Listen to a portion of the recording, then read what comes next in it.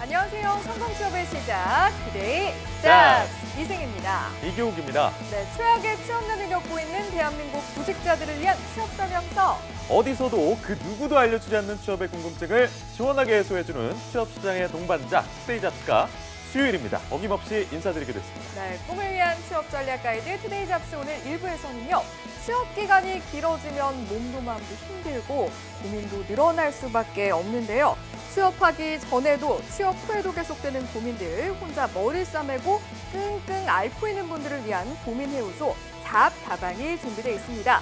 오늘은 어떤 고민으로 꽉 막혀 있는 우리 취준생들의 가슴을 뻥 뚫어줄지 여러분 많은 기대 부탁드리고요. 네, 이어서 여러분을 찾아갈 2부에서는요. 꿈과 희망이 가득할 줄만 알았던 취업 전선. 하지만 취업 시장의 현실은 녹록하지만은 않은데요. 취업 시장의 약자라는 이유로 눈물 흘리는 취준생이 없도록 취준생들의 인권을 당당하게 지킬 수 있는 법을 알려주는 인권 살롱 시간이 여러분을 기다리고 있습니다. 오늘은 어떤 사각지대에 놓인 인권 문제를 낱낱이 파헤쳐 주실지 끝까지 많은 기대 부탁드리고요. 네, 마지막 3부에서는요. 여러분이 꼭 알아야 하고 또 꼭 필요한 취업 뉴스만을 쏙쏙 뽑아서 전달해드리는 시간입니다. 직방 뉴스 3부 코너까지 여러분 놓치지 마세요.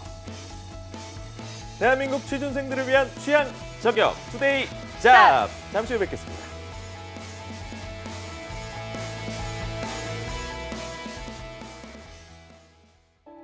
투데이 잡스는 단순한 정보 전달이 아닌 취업을 준비하는 모든 분들께 행복한 미래를 선사하고자 합니다.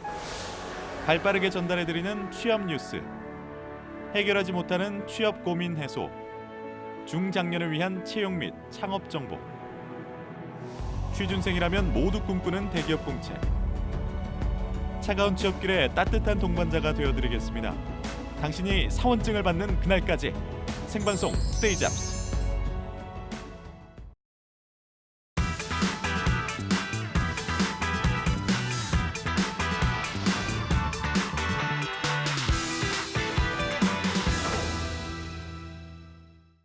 네, 사소하고 아주 가볍지만 누구나 한 번쯤은 해봤을 법한 그런 고민들. 하지만 어디에 또 누구에게 털어놔야 할지 그동안 많이들 고민하셨죠? 네, 그래서 탄생한 여러분의 꽉 막힌 속을 풀어주는 고민 해소소. 여러분을 위해 준비한 잡다방 시간입니다. 네, 그렇습니다. 자, 그럼 오늘 어떤 분과 함께 할지를 저희가 소개를 해드려야겠죠. CJ 오쇼핑의 전 인사 담당자이자 CJ그룹 전문가이신 별명을 바꿔달라고 저번 주에 요청을 하셨는데 여전하네요. 자, 취업 요정 우리 차재훈 코치님과 함께합니다. 어서 오세요. 안녕하세요. 고맙습니다. 네. 30대 이후에 누군가로부터 요정이라는 단어를 들어본 적이 있습니까? 없는데 얼마나 좋습니까? 부럽습니다. 1년 한 1개월 정도 이렇게 요정으로 계속 인정을 받고 있어서 뿌듯합니다.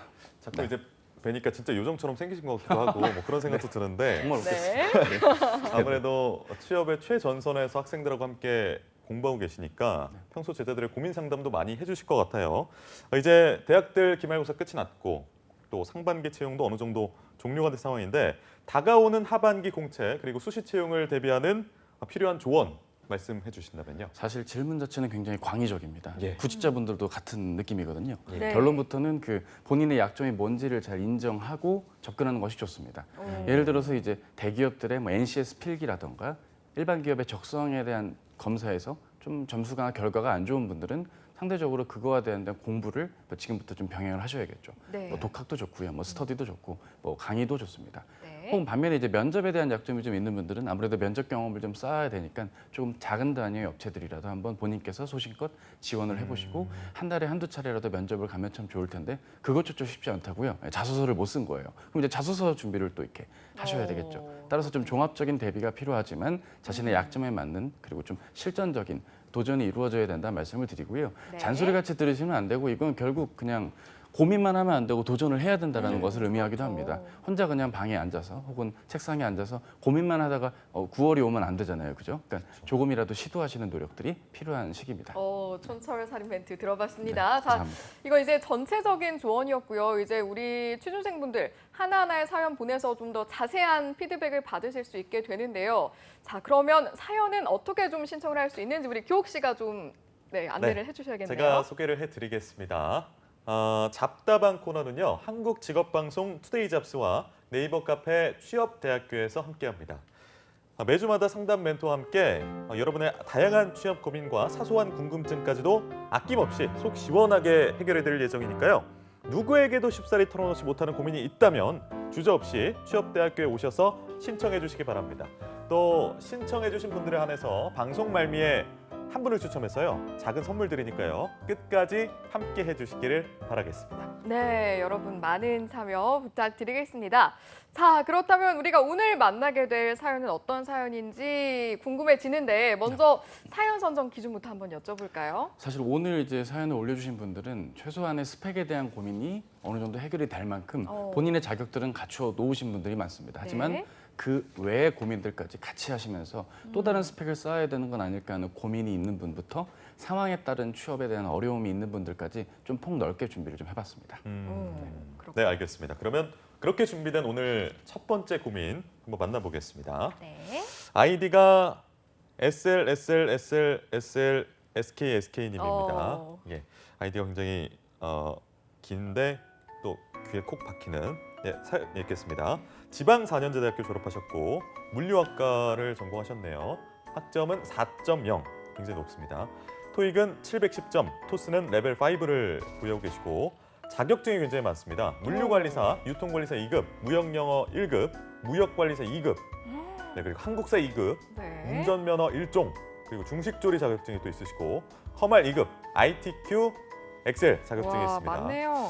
경력 사항으로는 전국 대학생 대상 혁신 아이디어 최우수상을 수상을 어허. 하셨고 대외 활동은 따로 없고 부족하다고 느끼는 자신의 스펙으로는 영어 점수 점점점 대외 활동 U라고 하셨고요. 입사를 희망하는 회사하고 직무는 BGF 리테일, GS 리테일, CJ 대한통운 등등 좋은 데 가고 싶네요라고 말씀하셨고요. 마지막으로 하고 싶은 말은 부족한 점하고 도움될 만한 정보 좀 주시면 감사하겠습니다 라고 말씀해 주셨습니다. 네, 부족한 점에 대한 이야기를 부탁을 하셨는데 이제 일단은 본인이 생각하기에는 영어 점수 그리고 대외 활동에 대한 고민이 좀 많으신 것 같다 이런 생각이 들어요. 어떤 좀 좋은 말씀을 해주실 수 있을까요? 예, 이분의 대학 4년은 그냥 자격증에서 시작해서 자격증으로 끝이 났다. 뭐 저는 이렇게 경례를 내리고 싶습니다. 네. 영상을 보시는 분도 아시겠지만 자격이 운전면허 제외하고도 7종이 넘습니다. 그러니까요. 그리고 본인의 전공 강점이 분명하신 분입니다. 학점이 4.0, 4.5점 만점 4.0이면 우리 다 대학교 다녀봐서 하는데 열심히 학부 생활 하신 보통 일이 거거든요. 아니죠. 예, 그렇죠. 본인의 어떤 성실도적인 측면, 전공에 대한 애정, 그리고 전공 관련 자격의 전공 아닌 부분에 대한 자격까지 일단 갖춰야 될 부분들은 다 갖췄습니다. 단 하나 영어 점수적인 부분에서 조금은 아쉬움이 있겠다. 따라서 본인께서도 이미 인지하고 계시겠지만 영어 말하기 점수를 지금 이제 토스 레벨 5 이거 한 110에서 120 정도 될 것 같은데 네. 이 점수면 이 토익 점수보다도 낮아요. 영어 말하기 점수를 더 높이셔야 되는 상황이죠. 근데 이제 영어를 좀 웬만큼 하시는 분들은 어떤 템플릿을 암기해야 되는 토익 스피킹보단 오픽을 좀 제가 추천을 드리는 편인데 네. 이분 같은 경우는 본인의 어떤 문법적인 기반이나 이런 면에 좀 약점이 좀 있으실 수도 있기 때문에 토익 스피킹 뭐 학원을 뭐 다니시든지 아니면 단기간에 본인께서 뭐 어떤 교재를 활용하셔서 좀 조기에 점수를 확보하시는 게 최일선으로 좀 중요하겠다는 말씀을 드리고요. 이분이 뭐 대외 활동 고민이 있다 하셨는데 이미 자격으로 그리고 본인께서 전국 대학생 대상 혁신 아이디어 최우수상 맞아요. 어떤 주제로 이걸 따는지 모르겠지만 요거 하나로도 일단 충분할 것 같습니다. 그러니까요. 그렇죠. 뭐 제가 뭐 이분의 어떤 사연이나 최우수상을 받았던 과정에 대한 내용은 제가 확인이 어렵기 때문에 예. 뭐 이렇다 저렇다 말씀을 드리긴 그렇지만 네. 지금 본인이 가시려는 방향은 대외 활동을 뭐 하나 더 한다고 해서 붙고 떨어지는 그런 개념은 아닙니다. 어디까지나 부분적인 변두리 요소이기 때문에 철저하게 영어 점수를 늦어도 저라면 7월 안으로 확보를 빨리 하신 다음에 본인이 지원하셔야 될 물류 기업들 이를테면 대한통운이나 롯데글로벌로지스, 뭐 판토스 이런 좀 해외 베이스에서 본인의 물류 지식이 좀 여러 군데에서 쓰일 수 있는 곳으로의 지원이 좀 어느 때보다 요구한 시점입니다. 즉 영어 점수를 빨리 확보하시고 네. 그다음에 전형별 대비 지원을 위한 공채 준비를 하시는 게 가장 최우선일 것 같습니다. 그러니까 그 네. 여름방학 이용해가지고 학원 네. 다니면서 영어 점수 따시면 좋을 것 같은데 토익 스피킹도 점수가 별로 높진 않지만 네. 토익이 710점이거든요. 네네. 그러니까 토익 점수가 필요하다 아니다에 대한 의견이 상당히 분분한 상황인데 어떻게 보십니까? 네, 근데 일단 이분 본인 스스로는 토익 점수가 필요하다고 판단이 될 수도 있습니다. 그리고 저도 이제 이 방송을 출연한 지가 한 2년이 넘는데 예. 그동안 이러한 질문 무수히 많이 받아봤고 네. 저도 강의하면서 많은 질문들을 주십니다. 네. 근데 만약에 이제 연차가 저연차이신 분들이 있습니다. 이를테면 한 2학년 1학기 한 3학년 2학기 정도 네. 요 시기에 혹시 본인께서 공기업으로 입사를 희망하신다거나 아니면 본인께서 토익 점수를 바탕으로 어디 대외 활동에 지원할 때 본인의 스펙적인 요인으로 글로벌 강점으로 이걸 어필하고 싶으시다. 예, 그러면 토익 보셔도 됩니다. 보십시오. 보셔서 그렇군요. 점수 높게 따십시오. 그냥 그거를 6개월, 1년 고시 공부하듯이 잡아놓는다든지 휴학을 6개월 동안 하면서 토익 학원을 6개월 동안 기초반부터 기본반, 중급반, 심화반, 그러니까요. 문제풀이반 다 들으면 뭐 어떡합니까 그거. 그냥 돌아오는 점수가 높을수록 좋은데 그게 가급적 기간이 짧았으면 좋겠다는 것. 그리고 오. 토익 점수 외에도 본인이 가고자 하는 분야에 대한 지식과 이해도가 필요한 겁니다. 이를테면 지금 이분이 물류 쪽을 희망하셨다면 적어도 물류와 관련된 포럼이나 그러니까 토익 점수를 위해서 학원에 애정과 열정을 바치실 시간에 좀 빨리 끝내시고 이 물류 포럼, 이를테면 물류 관련된 여러 협회라던가 재단에서 주최하는 포럼들이 있고요. 4차 산업혁명과 관련된 이슈가 물류 업계에 좀 많이 연관이 있기 때문에 4차 산업혁명 관련 기술의 뭐 이런 무료 세미나들이 또 많습니다. 그런데 돌아보시면서 본인의 향후 면접 때의 어떤 지식적인 부분들 혹은 지원 동기적인 요소들을 좀 간접적으로 느껴보시는 게 오히려 이 본인에겐 더 필요하겠다는 말씀을 드립니다. 그렇군요. 어쨌든 토익 점수가 중요한 분이 있는데 네. 이분은 해당이 안 된다. 어. 필요한 분들은 3학년 2학기 전에 본인의 어떤 스펙을 위한 여러 활동의 준비 단계에 근거로서 토익 점수가 필요하다면 한시적으로는 공부를 하시라. 이렇게 좀 말씀을 드리고 싶습니다. 알겠습니다. 일단 본인이 원하는 것에 대한 파악이 좀 중요하고 또 전략을 바탕으로 해서 선택과 집중이 중요하다. 뭐 이런 말씀이셨던 것 같아요. 자, 그런데 지금 이분 같은 경우에 보니까 앞서 말씀하셨지만 최우수상을 받은 게 있는데 혁신 아이디어 최우수상 이거 괜찮은 스펙이다라고 말씀을 해주셨는데 좀 어떻게 활용을 해야 좋을까요? 일단은 직무에 접근할 수 있는 것과 인성적인 측면 둘로 나눠서 좀 생각을 해봐야 되겠습니다. 네. 일단은 직무 자체가 SCM, 아무래도 어떤 기존에 있던 물류 프로세스에 대한 개선을 하는 작업에 본인의 기획력이라든가 본인의 물류 지식이 좀 투입이 돼야 되는 상황입니다. 근데 이제 지식적인 기반은 전공을 통해 길렀고 자격이 있기 때문에 문제가 없는데 업무적으로나 어떠한 기획을 해야 되는 프로젝트 상에서 본인이 이러한 혁신 혹은 새로운 시도, 창의적 발상, 논리적 접근이 가능한지를 보려면 과거의 경험을 통해 비추어 보고 이 지원자가 이러한 프로세스 혁신에 적합하구나 이런 걸 좀 확인하기 위해서라면 지금 나와 있는 이 최우수 아이디어 대상을 받았던 이 경험 속에서 확실히 본인이 새로운 아이디어를 제시를 했다거나 네. 혹은 조언의 아이디어를 참고해서 내용을 종합한 다음에 새로운 의견으로 좀 확장하여 소기의 성과를 거둔 쪽으로 이야기를 좀 접목시켜야겠습니다. 만약에 그런 쪽의 아이디어가 아니라고 한다면 철저하게 본인이 어려움을 극복했던 것 혹은 목표를 대상으로 잡고 이 대상을 수상하기까지 어떠한 노력을 해왔나. 이게 리더였건 리더가 아닐 때건 뭐 관련 없이 본인의 어떤 열정과 도전적 사고를 같이 좀 보여주는 것들도 필요하겠죠. 근데 사실 이분이 좀 더 아셔야 되는 건 이분께서 희망하시는 게 이제 뭐 편의점의 SCM이나 유통업체 SCM도 같이 좀 희망하신다고 네. 해요. 근데 사실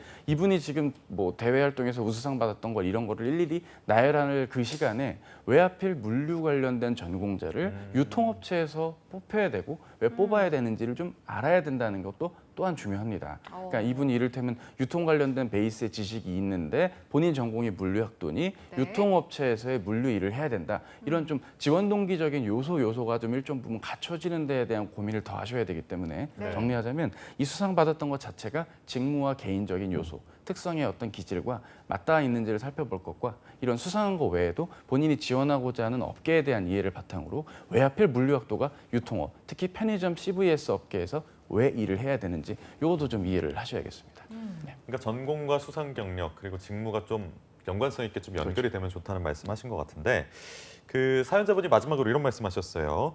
부족한 점하고 도움될 만한 정보 좀 주시면 감사합니다라고 작성을 해주셨는데 추가적인 조언을 좀 더 해주신다면요. 예, 좀 전에 말씀드렸던 걸 좀 더 보태서 말씀을 예. 드리고 싶습니다. 예, 제가 전에 일했던 곳이 이제 홈쇼핑 회사입니다. 예. 홈쇼핑 회사도 SCM, 물류 담당자가 있었거든요. 하지만 이 물류 담당자의 물류 업무는 이런 표현은 죄송하지만 반쪽짜리 물류 업무에 가깝다는 말씀을 드립니다. 아무래도 물류 업체에서 물류 관련 업무를 하려면 3PL이라든지 항만 하약과 관련된 여러 프로세스를 밟고 온 오프라인 상에서 물류 관련 과정을 개선하는 일을 주로 참여를 하게 될 텐데 그거와는 달리 이런 유통업체에서의 SCM은 철저하게 전산상에서 어떤 뭐 병목 현상을 해결해 주는 정도 혹은 협력사의 의견을 듣고 프로세스를 개선하는 좀 1, 2차원적인 업무밖에 좀 그치질 않습니다. 따라서 뽑는 인원 자체도 적고요. 따라서 본인께서 편의점 업계에서 혹은 특정 유통업체에서 굳이 물류 일을 왜 해야 되는지에 대한 이유를 그 근거를 본인이 단순히 그냥 자소서의 논리로만 그칠 것이 아니라 면접 답변까지 좀 납득이 돼야겠습니다. 네. 예를 들어서 두 아나운서님께서 사실 뉴스 채널에 계시지만 만약에 직업방송이라는 채널에서 굳이 아나운서를 뽑는다 가정을 합시다. 그럼 아나운서분께서 하도 많은 방송국이 많은데 왜 하필 직업방송 와서 아나운서를 해야 됩니까? 라는 질문과 같은 거라고 보시면 되는 거거든요. 따라서 본인께서 철저하게 왜 이 업계에서 SCM을 해야 되는지에 대한 납득을 하시고요. 그건 네. 뽑는 TO가 적기 때문에 TO를 연두를 두신다면 그런 유통업체에 대한 지원도 좋지만 인원을 최소 50명에서 100명 단위로 뽑는 물류업체로의 지원을 우선순위로 자꾸 접근해 주시는 것, 그리고 물류업체 관련 포럼들 정기적으로 다녀보시는 것 추천을 좀 드리고 싶습니다. 네, 알겠습니다. 사연자님 오늘 소중한 고민 올려주셔서 감사드리고요. 차코치님 조언에 따라서 신중한 판단과 구직 활동에서 좋은 성과 있으시기를 기도하겠습니다. 네. 자, 그럼 두 번째 고민 이승희 아나운서가 소개해 주시죠. 알겠습니다. 자, 두 번째 고민의 사연 한번 만나보도록 하죠. 아이디 베레박님이시고요. 28세 남성 구직자이십니다. 지금부터 본격적으로 한번 만나보도록 하죠. 자, 일단 학교 전공 학점을 보니까 지방사립대 나오셨고 전기공학과에 3.5점 학점을 가지고 계십니다. 어학 점수를 보니까 토익 805점. 그런데 오픽은 점수가 없으신 것 같고 네. 자격증을 보니까 전기기사 한국사 1급, 운전면허 1종 보통, 한자 검정시험 2급 있으시고 경력상 아르바이트를 다수 하셨다고 적으셨네요. 대외 활동을 보니까 창업 동아리, 멘토링, 공모전 수상 1회, 상상 유니브 대외 활동 이런 것들을 하셨고 계획을 보니까 인적성 공부와 오픽 공부 그리고 일본어 자격증 취득을 하거나 중국어 자격증을 취득을 하고 싶다 이런 마음이 있는 것 같습니다. 자, 입사 희망 회사와 직무를 보니까요. 삼성 SDI의 기술직 그리고 도쿄 일렉트론 코리아의 공기업 전기직에 관심이 있으시다고 하네요. 하고 싶은 말을 보니까 꽤 깁니다. 안녕하세요. 학교를 늦게 들어가서 올해 졸업했네요. 인적성이나 NCS 준비해서 삼성 같은 대기업이나 공기업에 들어가고 싶은데 시간은 계속해서 흐르고 주변에서 하나같이 취업했다는 소식과 부모님의 걱정이 더해져서 그냥 중소기업에 얼른 취업을 할까라는 생각도 많이 듭니다. 중견기업도 가고 싶은데 스펙이 좋지 않아 걱정이 드네요. 방향성을 잡지 못해서 갈피 중입니다. 따끔한 조언 부탁드립니다. 이렇게 사연을 보내주셨습니다. 네. 베레방님의 사연 들어봤고요. 이 사연자님 같은 경우에는 취업에 필요한 스펙은 어느 정도 좀 준비가 돼 있는 걸로 보이고, 근데 중견기업을 갈 건지 대기업을 갈 건지 아니면 공기업을 갈 건지 취업에 필요한 방향 설정에 대한 고민이 있어 보이고, 이분이 취업에 성공을 하기 위해서 어떤 스펙을 보강해야 되는지 또 어떤 전략으로 지원을 해야 되는지 조언을 좀 해주시죠. 예, 이분의 사연 마지막 줄을 보시면 네. 스펙이 좋지 않아 걱정이 드네요. 방향성 잡지 못해 갈피 중입니다라고 하셨습니다. 대체 이런 분이 스펙이 안 좋은 거면 대체 그러니까요. 누가 좋은 정말 안 겁니까? 좋은 분은 그쵸? 누구인지. 그래서 네. 일단 우리 베레방님, 우리 남성분께 부탁드리고 싶은 건 일단 자신감을 가지셨으면 좋겠다. 그러니까요. 그 말씀을 꼭 좀 드리면서 말씀을 좀 이어가겠습니다. 네. 일단 이교욱 아나운서님 말씀을 주셨으니까 중견기업 갈까 다른 곳 갈까 고민을 하셨는데요. 저라면 주로 이제 메이저 업체, 본인의 전기 전공의 강점을 살릴 수 있도록 네. 삼성전자나 SK 하이닉스의 협력사들에서도 협력사들의 채용이 있습니다. 이런 것들에 좀 지원을 하시면서 전체적으로 근무 경력부터 일단 확보하시는 걸 오히려 추천을 드립니다. 왜냐하면 혹시 지금 말씀하신 이 중견기업이 제가 방금 말씀드린 이 기업들이라고 하면 다행인 거고요. 네. 그게 아니라 본인의 전공과는 무관하게 일단 이공계열이니까 생산 라인에서 근무할 수 있는 곳 뭐 이런 식으로 적당히 그냥 어디 자동차 회사 1차 벤더사 이런 곳에 들어갈 심산이라고 한다면 그런 건 좀 추천을 드리고 싶지 않습니다. 네. 반도체 산업이 아무래도 화랑입니다. 삼성이 시스템 반도체 관련해서 뭐 반도체 2030 비전을 발표한 적이 있죠. R&D에 73조 원 정도 투자를 한다고 하니까 그럼 결국 반도체 그리고 반도체 전후방 여러 업체들이 결국 전후방 산업들의 발전과 함께 같이 성장을 할 것이기 때문에 실제로 삼성전자는 협력사 채용을 주기적으로 하고 있습니다. 네. 8월, 11월 이럴 때 이제 코엑스 같은 데 크게 빌려서 네. 뭐 협력사 채용을 진행을 하는데 뭐 대표적인 것도 뭐 유니셈이라든가 뭐 이런 장비 업체들 혹은 뭐 PSK 이런 반도체 장비 및 그 공정 과정에서 필요한 장비의 어떤 서비스 엔지니어 분들을 채용하는 일들이 있죠.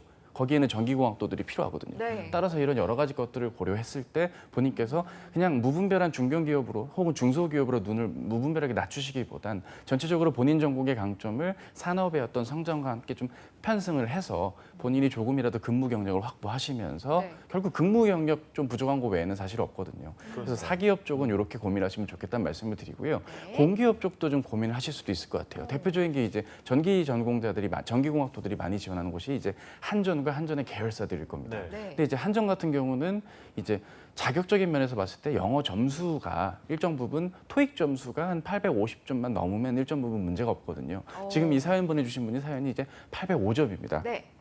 그럼 이제 토익 학원에서는 이런 말씀들을 주시겠죠. 45점 더 올릴 수 있게 이제 상급반 들으세요. 뭐 이런 게 있는데요. 네. 굳이 그러실 필요 없이 7, 8월 중에 시험 한 번씩 보시면서 본인이 좀 점수를 조금이라도 한번 시도를 좀 해보시는 노력이 일정 부분 필요할 것 같아요. 대개 이제 공기업들은 채용이 10월 달 이후에 좀 열리지 않겠습니까? 네. 이런 것들에 대한 필기 공부, 오히려 이런 쪽이 좀 더 고민이 돼야겠고 면접에 대한 대비도 필요합니다. 네. 대표적으로 이제 면접 질문 같은 것들도 죄다 어떤 그런 용어라든가 법칙 이런 것들에 대한 기본 지식을 이해하는 걸 좀 더 요구하기 때문에 네. 본인께서 좀 입체적인 준비, 스펙을 쌓는 어떤 그런 좀 자격의 어떤 그 뭐 도장 깨기식의 어떤 그런 좀 접근을 하시기보단 철저하게 본인은 어느 정도 내실은 갖추셨기 때문에 본 게임에 들어가야 되는 그 전형에 대한 대비 그리고 지원 전략적인 면에 대한 할애를 좀 더 많이 하시는 게 좀 더 중요할 것 같습니다. 알겠습니다. 자, 참 많은 선택지를 지금 제안을 해주셨는데 사실 우리 사연자가 또 희망하는 직업이 따로 있습니다. 삼성 SDI 그리고 도쿄 일렉트론 코리아 이쪽인데 이 부분에 있어서는 어느 정도의 가능성이 있다고 보시는지 궁금하네요. 예, 일단 뭐 SDI라든가 반도체 장비 업종 같은 경우는 뭐 CS 파트, 그러니까 커스터머 서비스 관련해서는 확실히 학점에 대한 부분이 진입도가 좀 낮은 것은 사실입니다. 본인께서 자꾸 본인의 스펙이 낮다고 하시는 건 아무래도 본인의 학점을 한 3점대 후반이나 4점대까지 좀 생각을 하셔서인 것 같은데요. 네. 3.5점도 그렇게 큰 문제는 없을 겁니다. 오히려 교대 근무라든가 여러 돌발 상황에 대한 대처할 수 있는 다양한 업무 상황들에 대한 경험치가 있는 분. 혹은 본인의 순발력적인 면이나 좀 성실도적인 면에 문제가 없다면 지원하는 데 큰 어려움이 없을 것이기 때문에 뭐 굳이 고민하지 마시고 지원을 하시는 게 좋을 텐데요. 네. 이를테면 본인이 제가 지금 적어주신 것만 봤을 때는 반도체 관련 오프라인 공정교육 같은 걸 따로 들으신 건 없는 걸로 좀 사료가 됩니다. 네. 관련된 여러 기관들의 반도체 오프라인 공정교육 같은 걸 좀 들어보신다든지 해서 본인이 관련 업계에 조금이라도 관심이 있다는 걸 네. 일정 부분 돌아보실 필요가 있을 것이고요. 이상한 자격증을 하나도 고민하실 시간에 차라리 이거와 관련된 지금 언급하신 회사들의 현직자를 만나시거나 현직자 관련 인터뷰를 보시거나 아니면 관련 설명회 같은 데 적극 참여하셔서 본인이 지원 회사와 업계에 관심이 있다는 걸 좀 더 보여주시면 좋을 것 같아요. 두 아나운서님들도 마찬가지지 않습니까? 아나운서 정말 이 자리 오시기까지 얼마나 많이 힘들었겠습니까? 그럼 실제로 이제 아나운서 학교 선배라던가 혹은 뭐 그럼요. 주변의 지인들 만나면서 조언도 구하시고 많이 찾아갔습니다. 그렇죠, 네. 그렇죠. 이게 단순히 어떤 스펙적인 어떤 대비만이 합격을 보장하는 건 아니잖아요. 좀 또 다른 차원의 대비, 정성적인 요소들 이런 걸 좀 종합적으로 고려한다면 네. 자격만을 놓고 견적을 보는 이제 부동산 보는 게 아니거든요. 이런 자격을 보듯 접근하는 것이 이분이 틀렸다는 게 아니라 이제는 그런 걱정을 좀 내려놓으시고요. 본인의 자신감 살리고 강점 살려서 좀 전형에 맞는 지원 전략과 대비가 필요할 때입니다. 그러니까 정량 스펙은 어느 정도 됐으니까 정성 스펙을 좀 키워라라는 말씀이신 것 같습니다. 이 베레방님이 이공계 학생인데 일본어나 중국어 어학 점수 확보에 대한 고민도 하고 계세요. 남은 시간에 좀 이런 제2외국어 쪽에 점수 올리는 게 좀 도움이 될까요? 예, 뭐 도쿄 일렉트론 코리아라든가 뭐 일본 외산 장비 업체들로 지원을 희망하신다면 네. 1어 점수에 대한 일정 부분 대비가 필요한 것은 사실입니다. 본인의 일본어 어학 수준을 한번 확인을 해보시고요. 바로 시험을 보실 수 있다고 한다면 뭐 일본어 JPT 정도는 빨리 좀 지원을 하셔서 확보하시는 것도 좋을 것 같은데 네. 일단 그거에 앞서서 제일 우선인 건 본인이 반도체 오프라인 공정교육 수업을 듣는 것 그리고 지원 전략을 저희와 같은 전문가나 학교에 계신 뭐 취업 담당 컨설턴트 분들이 계실 겁니다. 혹은 이제 서울시나 경기도와 같은 일자리 재단과 카페들에서 다양한 전문가분들이 계시기 때문에 이분들과 지원 전략을 상담을 한번 해보시고요. 그분들도 또 못 미우시다면 저희 사연을 다시 한번 추가로 네. 주시는 것도 좋을 것 같습니다. 알겠습니다. 그 다음에 비로소 일본어 점수를 따는 거죠. 그렇게 한번 좀 순차적인 어떤 접근들 일정 부분 필요할 것 같고요. 네. 인적성이라든가 필기에 대한 대비는 이분이 어느 정도 되셨던 분이라고 좀 판단이 되기 때문에 그 부분은 염려는 안 합니다. 꾸준히 잘 준비하셨으면 좋겠습니다. 알겠습니다. 자, 우리 베레방님 하고 싶은 말이나 어떤 사연부터가 굉장히 깊은 고민이 느껴지는 분이었는데요. 맞습니다. 아무쪼록 우리 차코치님의 조언을 이제 잘 또 이제 기억을 하셨다가 좋은 결과 있기를 기도를 하겠고요. 또 혹시나 고민이 생기면 언제든지 또 저희 잡담하게 문을 두드려주시기 바랍니다. 자, 그럼 이제 이어서 세 번째 고민도 만나봐야 할 텐데 우리 교욱 네. 씨가 소개해 주시죠. 네, 제가 소개해드리겠습니다. 아이디 왁굿 팬치 18 27살 남성 구직자분입니다. 상명대학교를 졸업하셨고 경제학과와 빅데이터 과학을 복수 전공하셨네요. 학점은 3.73점입니다. 어학 점수가 굉장히 높아요. 토익 970점, 오픽은 최고 등급이죠. AL 등급 가지고 계시고 자격증은 국제무역사 1급, 그리고 데이터 분석 준 전문가, 또 모스 마스터, 원산지 관리사, 무역영어 1급을 보유하고 계시고 대외 활동으로는 외국계 물류팀 그리고 무역회사에서 인턴을 2개월 동안 하셨고 LF 사무직 알바 2개월, 오비맥주 사무직 알바 5개월, 포에버 21 의류 브랜드입니다. 3개월 알바를 하셨고 계획 또는 부족하다고 느끼는 스펙은 제2외국어에 대한 준비가 안 돼 있다라고 말씀해 주셨고 네. 입사를 희망하는 회사나 직무는 종합상사 해외 영업 직무를 희망한다 말씀해 주셨고 네. 마지막으로 하고 싶은 말은 냉정한 평가 부탁드리겠습니다. 유유라고 말씀해 주셨습니다. 네. 자, 이렇게 왁굿 팬츠 18님의 사연을 저희가 만나봤는데요. 하고 싶은 말을 보니까 냉정한 평가를 부탁드립니다. 이런 말씀을 하셨어요. 아무래도 좀 객관적으로 명확하게 봐주세요. 이런 요청인 것 같거든요. 네. 우리 지금 사연자는 어떤 부분이 좀 부족하고 어떻게 보완하면 좋을까요? 굉장히 안타까운 케이스입니다. 이분의 어떤 대학 생활은 정말 성실 그 자체였다. 느껴져요. 네, 느껴집니다. 네, 네. 뭐 두 분 느껴지시지 않습니까? 근데 이제 이분의 전공의 어떤 복전 선택부터 한번 하나씩 역추적을 좀 해보겠습니다. 예. 네. 빅데이터 과학을 복수 전공하셨습니다. 아무래도 4차 산업혁명 인재가 많이 필요하다고 하니까 요거 전공해야겠다 하셨겠죠. 토익이 970, 오픽이 AL입니다. 원래 영어를 잘했거나 잘하지 못했더라도 영어 점수는 필수다. 하고 또 따셨겠죠. 네. 그리고 국제무역사부터 뭐 원산지 관리사, 무역영어, 이제 무역 쪽 글로벌하게 내가 영어 강점이 되니 이쪽으로 한번 지원을 해야겠다. 근데 이쪽 지원하려면 자격이 필요하네 하고 자격을 따셨을 거고 빅데이터 과학 전공자니까 데이터 분석 준 전문가 이거 수업 때 따게 된다거나 아니면 본인이 교수님의 추천으로 땄겠죠. 네. 근데 근데 갑자기 이제 대외 활동으로 넘어가면 외국계 물류팀 무역 인턴까지는 뭐 그럴 수 있습니다. 본인의 네. 스펙과 자격이 있으니까. 근데 이제 LF에서의 사무직부터 포레버 21 3개월 알바. 이건 제가 봤을 때 본인께서 내가 지금 희망하고 좋아하는 것들을 최대한 경험하신 것들의 결과물들입니다. 네. 일단 본인께서 최대한 가능성을 넓히셨던 노력은 제가 어느 정도 정말 응원하고 존중합니다. 네. 하지만 이제는 이런 넓힌 가능성보다는 좀 범위를 좁혀서 선택과 집중을 좀 일정 부분 해주셔야 될 시기에 오지 않았을까 싶습니다. 그렇군요. 그러면서 계획이 제2외국어예요. 그럼 이제 어떤 일이 됐냐? 본인은 이제 종합상사나 해외 영업 다니는 선배나 혹은 설명회 가서 본인의 스펙을 보여주시면서 묻죠. 제가 이러면 취업이 가능할까요? 그럼 이제 담당자님은 다 봤을 때 이제 충분하니까 뭐 저희가 뭐 회토류 관련 사업이 있으니 뭐 말레이시아 같은 것 좀 따시면 되겠네.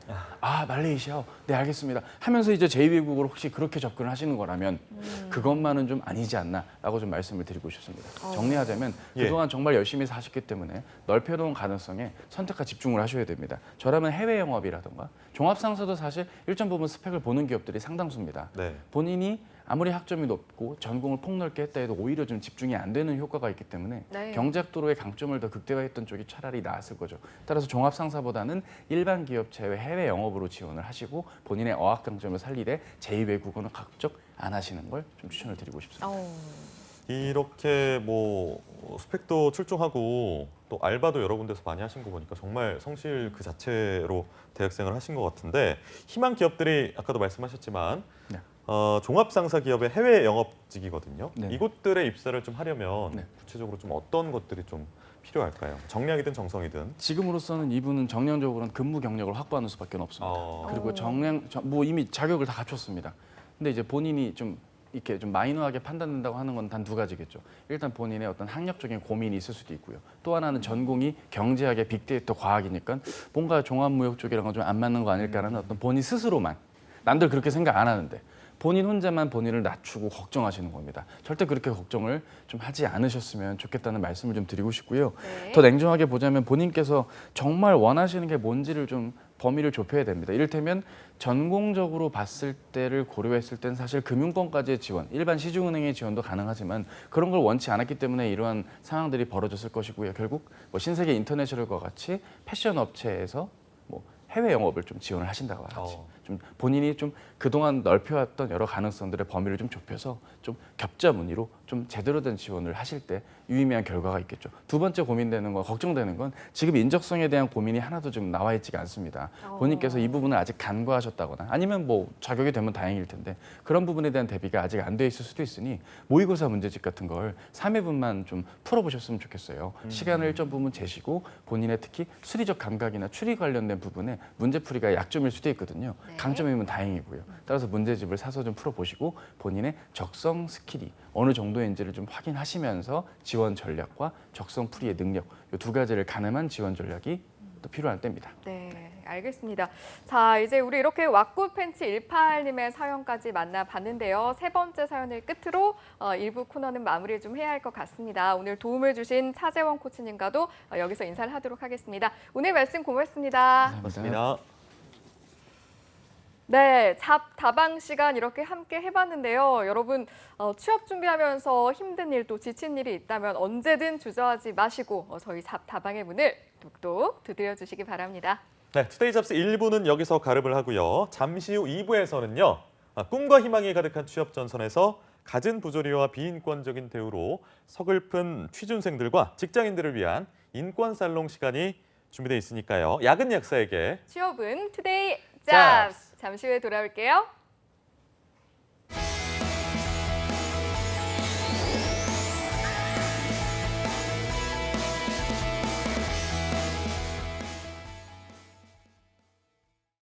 요즘 취업이 하늘의 별 따기인데 급여 몇 달 밀리는 게 어때서 그래? 주휴수당? 난 옛날에 그런 거 안 받고 일했는데 난 그런 거 몰라. 일 못하면 돈 안 주고 자라는 게 당연한 거 아니야? 근로계약서 안 쓰면 퇴직금 안 줘도 돼. 이렇게 임금을 고의적으로 안 주고 버티는 사장님들. 이건 웹툰의 가상 스토리가 아닙니다. 아시죠? 고의적 임금 체불은 처벌받을 수도 있다는 거. 사업주와 근로자 서로가 신뢰받는 임금 체불 없는 사회. 모두가 바라는 내일입니다. 체불 말고 지불!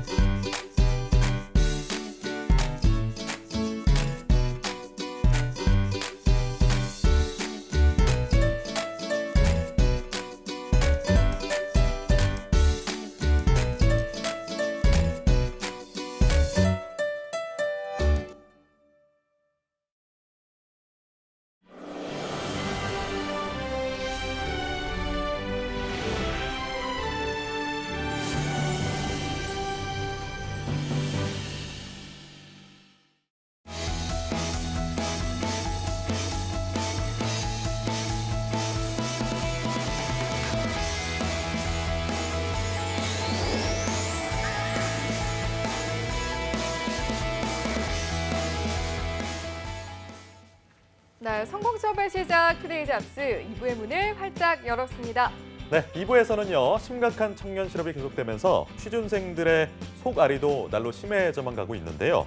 이 와중에 취준생들을 2번 울리는 갑의 횡포로부터 인권을 지키고 알 권리를 챙겨드리는 시간이 준비되어 있습니다. 인권 살롱 지금 바로 만나보시죠.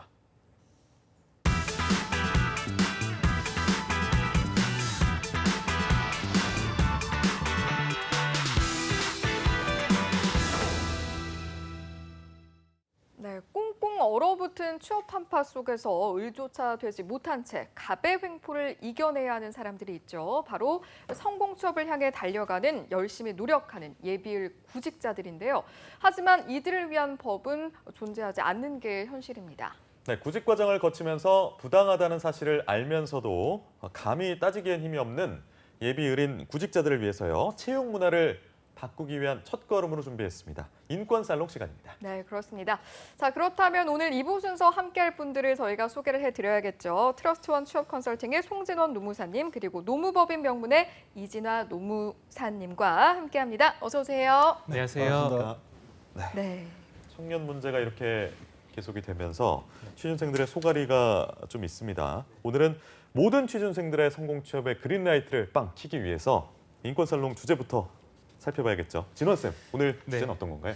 네, 오늘은 그 몇 년 전까지만 하더라도 근로자분들과 이제 사업주분들 간에 근로계약을 잘 하지 않았었어요. 근로계약서는 제가 저번에도 말씀드렸지만 정말 중요한 부분임에도 불구하고 예전에는 많이 하지를 않았었단 말이죠. 그래서 네. 그 부분에 대해서 2014년 8월부터는 이게 이제 의무화가 예전부터 됐지만 훨씬 더 무거운 과태료와 이제 벌금을 바탕으로 훨씬 더 의무화가 됐고 그런 부분에서 이제 여러분들의 권리의식 향상 그리고 여러분들이 이제 예비 구직자분들도 보실 거고 분명히 이제 현재 일하고 계신 근로자분들도 계실 건데 어떤 부분들을 좀 챙길 수 있는지 그 중에 가장 또 중요한 게 임금이거든요.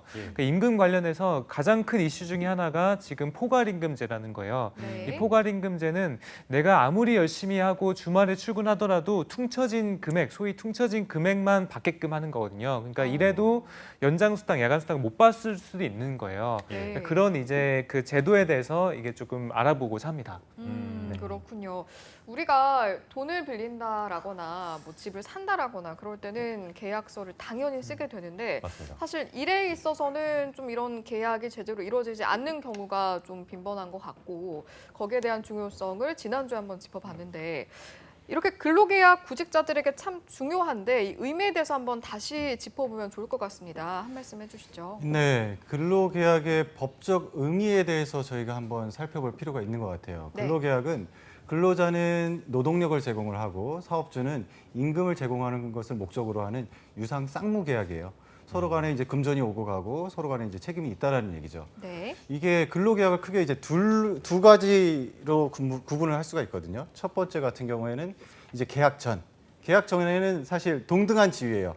서로 동등한 지위로 자유의사로 계약을 할 수가 있는데 계약을 하고 나면은 바뀌는 게 하나 있어요. 근로자의 지위가 종속적 관계로 바뀌게 됩니다.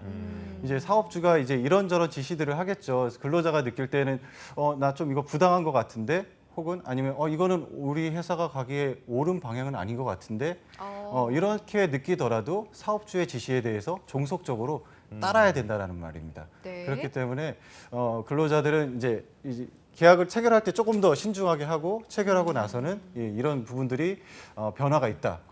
이런 것들을 조금 유념을 해야 될 것 같습니다. 네, 제가 그 한마디만 잠깐 드리면 네. 이게 지금 진아 노무사님은 지금 사업주를 좀 대변하는 입장을 그렇죠. 많이 하고 있고요. 네. 저는 이제 취업준비생, 구직자 또는 근로자분들을 좀 대변하고자 말씀드리는데 여기서도 좀 다른 것 같아요. 이제 아까 말씀하신 종속적 관계를 맺는 이제 근로계약이라고 말씀하셨는데요. 네. 종속이란 말이 결국에는 사업주와 주종 관계, 약간 이런 느낌으로 될 수, 갑을 관계라고 볼 수 있는 거예요. 근데 사실은 아직까지도 우리나라에서 만연해 있는 게 갑을로 계약을 많이 체결하고 있거든요. 네. 그거는 지금 정부에서도 공정계약에 따라서 갑을이란 표현보다는 동행이라고 표현을 하라고 하기도 하고 있어요. 그래서 저는 이 근로계약서 작성하실 때 일단 마인드셋부터 서로 동등한 입장에서 계약을 체결해야 되는데 네. 제가 이따도 말씀드리겠지만 근로계약 작성할 때부터 이미 사업주의 이제 부당한 권리 행사가 어느 정도 내포될 수 있는 가능성이 되게 크거든요.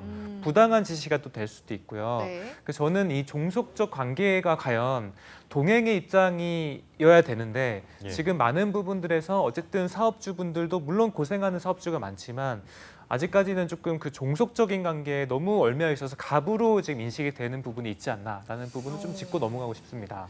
제가 마지막으로 예, 예. 조금만 네. 말씀을 하나만 더 드리면요. 얘기를 하나만 더 하면요. 일단은 근로자가 느끼는 감정과 사업주가 느끼는 감정은 얼마든지 다를 수가 있다라는 거예요. 사업주가 봤을 때는 이게 우리 회사의 옳은 방향이고 이게 정당한 지시라고 볼 수가 있지만 네. 근로자 입장에서는 이 지시는 내가 봤을 때 부당한데 이 지시는 내가 봤을 때 우리 회사 방향이 맞지 않는데 이렇게 서로 간에 의견이 엇갈릴 수 있다라는 거죠. 이렇게 의견이 엇갈렸을 때는 사업주의 입장, 돈을 이제 사업주가 이제 근로계약을 체결을 한 거니까요. 예. 그렇기 때문에 그런 부분들에서 이제 근로자가 좀 따라줘야 되는 것이 아닌가라고 저는 얘기를 하는 겁니다. 이 근로계약서라는 것이 노사 간에 이렇게 분쟁이 발생하게 되면 노동부나 법원 판단의 기초가 되는 자료지 않습니까? 그만큼 중요한데 그렇다 보니까 사업자나 구직자들 입장에서는 자신들에게 좀 유리하게 체결을 하고 또 유리하게 쓰려고 할 것 같은데 각자 입장차가 좀 있다 보니까 어떤 문제점이 좀 발생합니까? 네, 일단 근로계약이 아까 전에 말씀드린 가치관의 차이는 있지만 법적으로 정해진 사항을 잠깐 보면요. 근로계약은 국가가 정한 근로기준법에 이거에서 법의 최소 기준을 적어둔 거예요. 최저 기준. 그 말이 뭐냐면 기준에 달하지 못하는 최저임금은 우리가 얼만데 이 이하로 계약을 하더라도 당사자 간의 계약이라고 하더라도 이건 무효라라고 하는 게 이제 그 강행 규정에 따른 이제 근로계약이라고 볼 수 있겠고요. 네. 그래서 이제 근로계약 체결할 때 필수적으로 해야 될 부분들이 나눠져 있어요. 그래서 임금에 대한 수준, 그리고 계약 기간 또는 이 사람이 어디서 근무를 하게 되는지 또는 휴일과 쉬는 날은 어떻게 되는지 이런 것들이 명시적으로 적어야 되는 것들이 이제 근로계약이라고 볼 수 있겠습니다. 네. 진화 쌤은요? 네, 근로계약 같은 경우에는 사실 저희가 법에서 뭐 서면으로 써라, 구두로 해라 이런 얘기는 하지 않고 있어요. 대신에 근로기준법에 서면 명시 사항이라는 것이 있습니다. 이런 부분들에 대해서는 반드시 서면으로 명시를 해줘라. 근로계약서를 써라가 아니라 그 내용들이 뭐냐면 임금, 소정 근로시간, 연차 유급휴가 그리고 유급휴일 이렇게 이제 4가지로 나눠져 있어요. 특히 임금 같은 경우에는 구성 항목, 계산 방법, 지급 방법까지 표시를 하도록 하고 있습니다. 왜냐하면은 이 부분들이 제일 많이 분쟁이 나기 때문이에요. 그렇죠. 예, 임금과 관련해서 사실 노동청 가보면은 사장님하고 직원하고 본인의 기본급이 얼마인지 몰라요. 그리고 근로계약서에 근무 시간 적혀 있는데 본인들이 정확하게 몇 시부터 몇 시, 근로자도 제대로 못 보고 사업주는 잘 모르니까 막 비워둔 경우도 많고요. 네. 예, 공란에다가 사인하는 경우들도 많거든요. 그렇기 때문에 이런 부분들에 대해서는 분명히 표시를 해주라는 거고요. 네. 또 중요한 것 중에 하나가 이제 위약 예정이라는 게 있어요. 예를 들어서 아직도 아르바이트생들, 뭐 취준생들도 아르바이트 많이 할 걸로 보이는데 아르바이트생들 같은 경우에 지각하면은 그날치 임금 없어. 하루 결근하면은 보름치 임금 안 줘. 이틀 결근하면은 한 달치 월급 없어. 이런 말도 안 되는 위약 예정들이 좀 있어요. 네. 그렇기 때문에 이런 위약 예정들은 나중에 뭐 노동청에 진정을 제기를 해도 다 돌려받을 수 있기는 하겠지만 그런 수고를 덜기 위해서 사전에 이런 얘기를 하면은 그런 회사는 취직을 안 하는 게 아르바이트를 안 하는 게 사실 최선이에요. 그러다 보면 네. 이제 그분들도 그런 제도를 시행할 수는 없을 거고요. 예, 그렇기 때문에 그런 부분들 좀 조심해야겠죠. 알겠습니다. 자, 이런 진화쌤의 발언에 대해서 진호쌤 혹시 덧붙이실 말씀 있으십니까? 네, 일단은 저희가 표준 근로계약서의 양식에 보면은 일반인들이 봐도 정말 어렵게 돼 있어요. 이게 무슨 말이지? 뭘 의미하는지도 잘 모르고 아까 네. 전에 진아 노무사님 말씀하신 것처럼 사업주도 잘 모르고 근로자도 모르다 보니까 서로 모르는 상태에서 계약을 하는 경우가 상당하게 많거든요. 네. 하물며 최근에 이제 우리 신입사원으로 들어가거나 아르바이트 하는 경우는 정말 몰라요. 이게 전문가가 봐도 무슨 말인지 잘 모르고 뭐 휴일과 휴가 차이도 잘 모르고 뭐 네. 휴게 시간은 뭐 30분 쉬라고 돼 있는데 뭐 그럼 30분은 내가 언제 써야 돼 이런 것도 잘 모르고 사업주도 명확하게 얘기도 잘 못 해주고 네. 저는 그래서 이제 법적으로는 이게 명시 의무가 돼 있어요. 그 네. 서면으로 명시하라. 그러니까 명시해서 주라고 돼 있는데 네. 저는 이게 지금 기업들에서 성희롱 예방 교육이라든지 장애인 인식 교육 이런 식으로 의무적으로 해야 되는 교육이 있거든요. 좀 조그만 기업이라고 하더라도요. 네. 저는 일단 사업주 입장에서는 이거에 대해서 좀 알아야 된다고 생각이 들어서 이 근로계약서에 대해서는 교육을 좀 의무적으로 받아야 될 것 같고요. 또는 우리가 근로자 이제 입사할 때도 명시 의무 말고 사용자들이 좀 설명해 줄 수 있게끔 설명을 좀 덧붙여줘서 이게 어떤 항목인지 알아야지 이제 분쟁이 좀 최소화된단 말이에요. 네. 그러니까 이걸 모르는 상태에서 쓰기만 하면 써놓고도 뭘 썼는지 모르는 게 되게 분쟁이 큽니다. 네. 근데 진원 쌤 말씀하신 것 중에 이제 설명 의무 말씀을 하셨는데 네. 그럼 너무 가혹한 것 같아요. 사업주는 사업주에게? 지금 가뜩이나 의무 사항들이 너무 많거든요. 어. 사업주들도 태어나서부터 이제 근로기준법 교육받고 뭐 잘 아는 상태에서 사업을 하는 건 아니란 말이에요. 뭐 이제 소소하게 어떤 뭐 목표를 가지고 하시는 분들도 있지만 뭐 직장에 나와서 네. 뭐 여러 가지 사정에 의해서 예. 사업주가 되는 경우들도 많거든요. 네. 그렇기 때문에 그런 분들한테 설명 의무까지 지우면은 나중에 노동청에 가서 이 얘기를 누구는 이제 사업주는 했다, 근로자는 못 들었다 이런 얘기들을 하면서 또 다른 분쟁이 일어날 소지가 있어요. 그렇기 때문에 설명 의무까지는 좀 어렵고 제가 봤을 때 근로계약서 서면 명시 사항 적어가지고 교부를 하도록 하고 있으니까 그 정도로도 충분하지 않을까라고 생각을 합니다.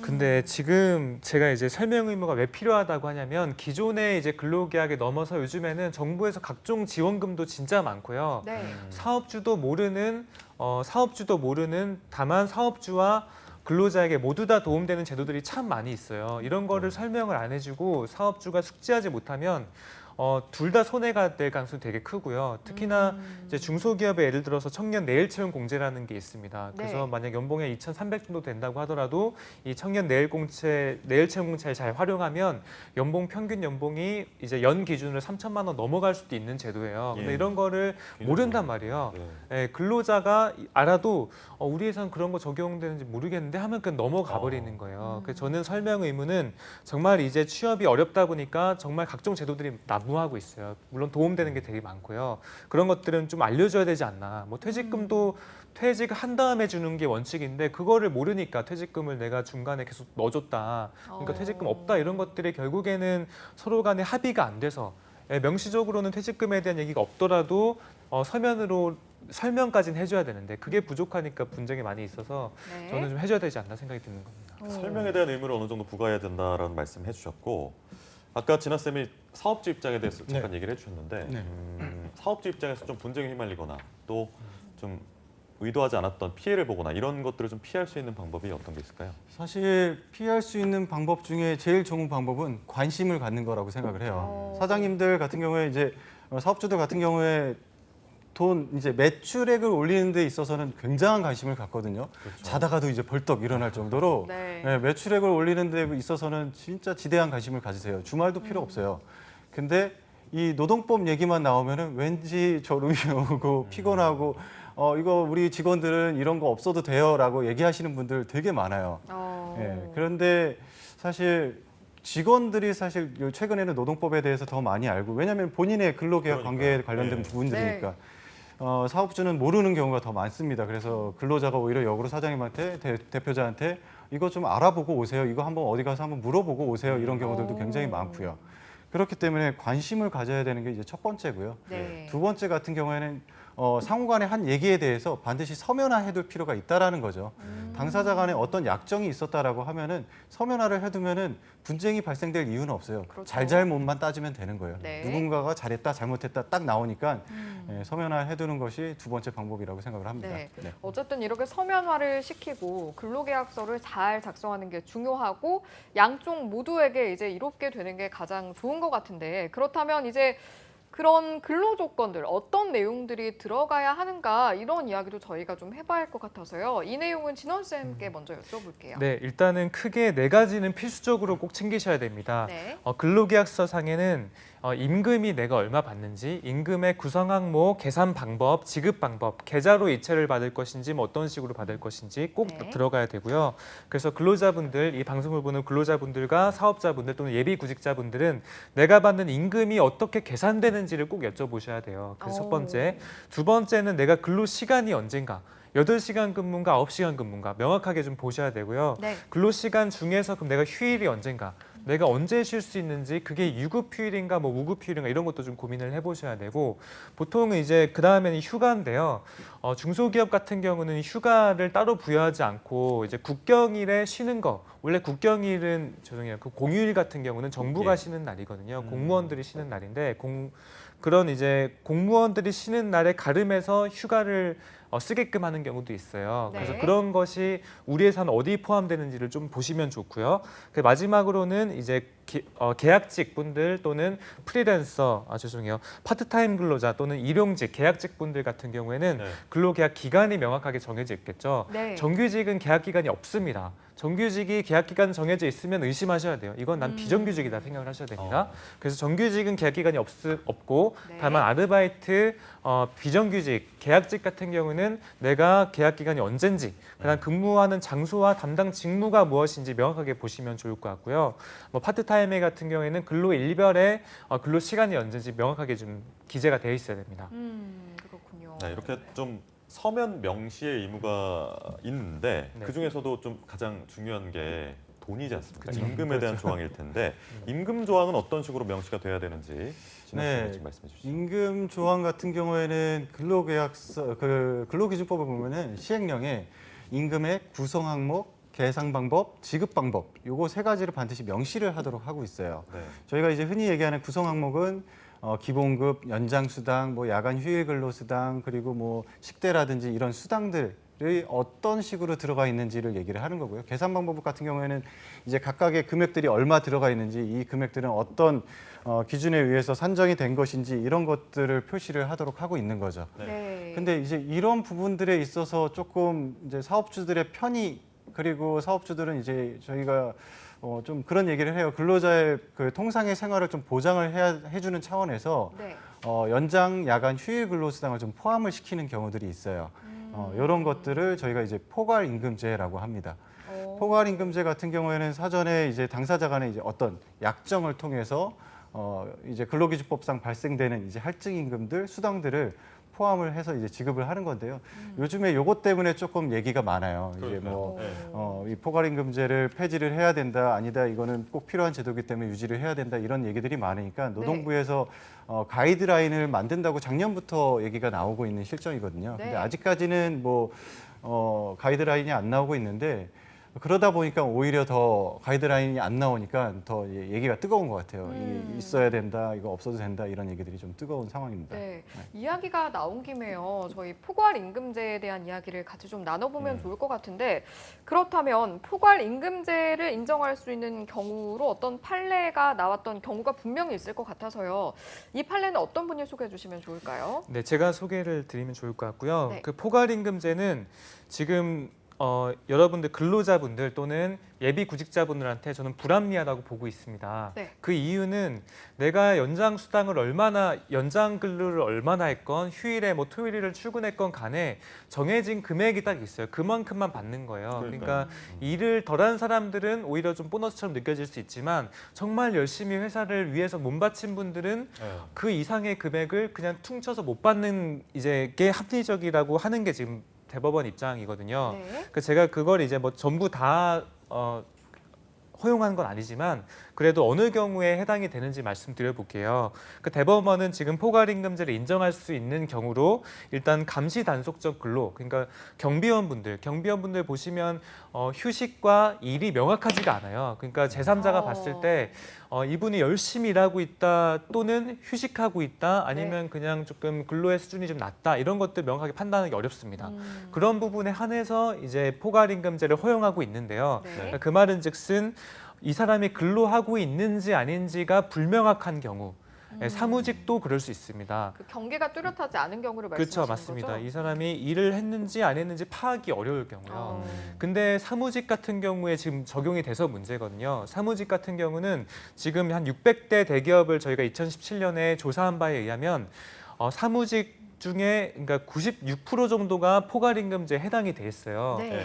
근데 그러니까 사무직 중에 열심히 일한 사무직은 일을 많이 해도 연봉이 안 올라가는 거예요. 이게 이제 비합리적이라는 거죠. 저는 최근에 네. 특히나 이제 뭐 밀레니얼 세대 분들 되게 합리적인 사고를 하는데 일을 열심히 하는 분들은 정말 그만큼 받아야 되잖아요. 근데 이제 정해진 금액만 받고 일을 많이 안 한 사람들하고 똑같이 받게 되는 게 이제 포괄임금제고, 그래서 판례에서는 분명히 이제 감시단속적 근로 또는 사업장 밖에서 근로할 경우, 왜냐하면 그럴 경우에 사용자가 얼마나 근무했는지 모르니까요. 네. 이런 경우에 한정해서 하라고 돼 있는데 사실은 그 외에도 지금 많이 사용하고 있는 게 포괄임금제의 지금 실이 아닌가 저는 생각이 듭니다. 그러니까 저도 과거에 회사 생활을 할 때 저랑 같이 들어간 동기는 네. 좀 편한 부서에 있어가지고 칼퇴를 맨날 하는데 저는 어. 맨날 야근했거든요. 그렇죠. 근데 연봉은 똑같잖아요. 월급이 똑같아서 그렇죠. 조금 억울하기도 했었어요. 그렇다면 포괄임금제를 규정하지 마라 이럴 때는 이렇게 명시되어 있는 조항도 있습니까? 그거는 제가 조금 말씀을 한번 네네. 드려볼게요. 아까 진원 쌤이 말씀하신 것처럼 포괄임금제는 근로시간 산정이 어려운 경우에 한해서 이제 사용을 하라고 법원은 판단을 하고 있거든요. 네. 네. 마찬가지로 근로시간 산정이 어렵지 않다면은 근로시간을 산정할 수 있다면 포괄임금제 사용하지 마라고 하고 있어요. 그래서 근로시간 산정을 할 수 있다라고 하면은 사실 포괄임금제라는 게 뭐 연장 근로 뭐 이런 것들을 합쳐서 최저임금보다 이 지급받는 급여가 낮다라고 하더라도 인정을 해주는 게 포괄임금제거든요. 네. 네. 그렇기 때문에 만약에 이런 유예 요건을 갖추지 못한 경우에는 초과 근무 수당을 지급하라는 게 이제 법원의 판단이고요. 네. 이런 근로시간 산정이 어려운 경우에 우리가 해당되는 업종들을 보면은 아까 진원 쌤이 말씀하신 것처럼 감시직, 단속직 그리고 이제 사업장 밖에서 근무하시는 분들, 뭐 영업사원이라든지 이런 분들은 얼마만큼 쉬었는지, 그러네요. 예. 얼마만큼 일했는지 모르죠. 우리가 보면은 이제 근무 시간 산정이 사업주의 지휘 권한 거의 밖에 있는 경우들이 영업사원들 되게 많아요. 그래서 네. 그런 분들 그리고 IT 개발자라든지 방송국 PD들 이런 분들 같은 경우에는 우리가 이 사람들이 얼마만큼 근무를 하고 있고 지금 얼마만큼 쉬고 있는지 사업주가 정확하게 알기가 어려우니까 이런 경우에는 포괄임금제 유예요건에 해당한다라고 볼 수가 있습니다. 그러니까 제가 잘 이해했는지 모르겠는데요. 경계가 뚜렷하지 않은 그래서 근로상정이 어려운 경우에 네, 이런 정확합니다. 경우에만 줄 수가 있다. 이렇게 이해하면 되는 네. 거죠. 맞습니다. 네, 알겠습니다. 그게 이제 문제가 되는 게요. 특히나 저희 우리나라에 있는 IT 업계 또는 게임 업계 여기는 되게 창의성이 중요한 곳이잖아요. 네. 근데 야근도 엄청 많아서 뭐 가산 저쪽에 있는 분들은 맞아요. 오징어배라고도 하잖아요. 어. 밤에 불이 환하게 켜져 있다고. 네. 이제 그런 곳들에서 지금 문제가 되게 심각하게 이루어져 있고 네. 특히 네이버 다음 카카오 같은 경우도 바로 저번 달에 포괄임금제 폐지하겠다라고 했어요. 네. 위메프도 폐지를 했고요. 폐지한 다음에 훨씬 더 수익 개선이 일어났습니다. 네. 결국에는 지금 제가 저번에도 말씀드렸지만 더 많이 일한다고 해서 생산성이 증가되는 게 아니고요. 그 내부 구성원들이 창조적으로 일할 수 있도록 동기부여 될 수 있도록 하는 차원에서 이 포괄임금제는 약법이라고 저는 생각이 드는 거예요. 네. 그래서 IT 업계, 게임 업계들은 지금 계속 이제 포괄임금제 폐지하고 있습니다. 네. 저는 약간 좀 걱정되는 게 포괄임금제가 폐지가 되면 네.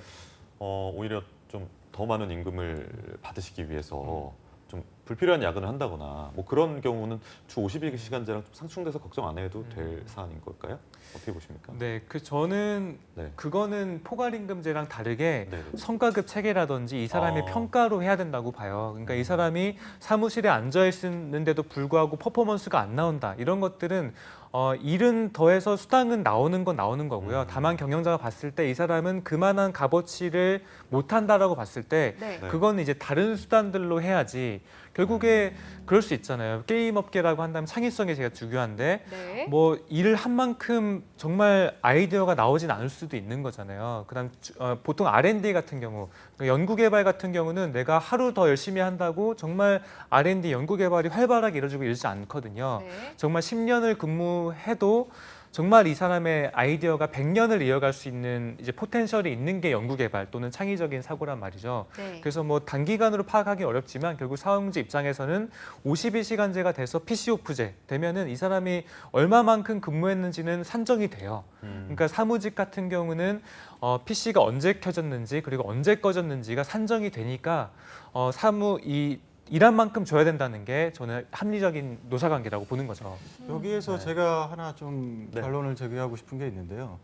사실 회사는 이미 이 사람이 얼마만큼 일하고 있는지를 대략적으로는 알고 있어요. 이 부서에서 어느 정도 근무 시간이 필요한지, 어느 정도 야근이 일어나는지 네. 팀장이라든지 사업 부문장 등을 통해서 대표이사들은 대부분 알고 있다라고 생각을 해요. 그렇기 때문에 그렇게 발생되는 임금들을 조금 아까도 말씀드렸지만 통상의 임금으로 평균적으로 지급하기 위해서 포괄임금제를 많이 사용을 하고 있다라고 생각을 하고 있고요. 네. 그렇기 때문에 저는 이렇게 생각해요. 공짜 야근은 없다라고 생각을 해요.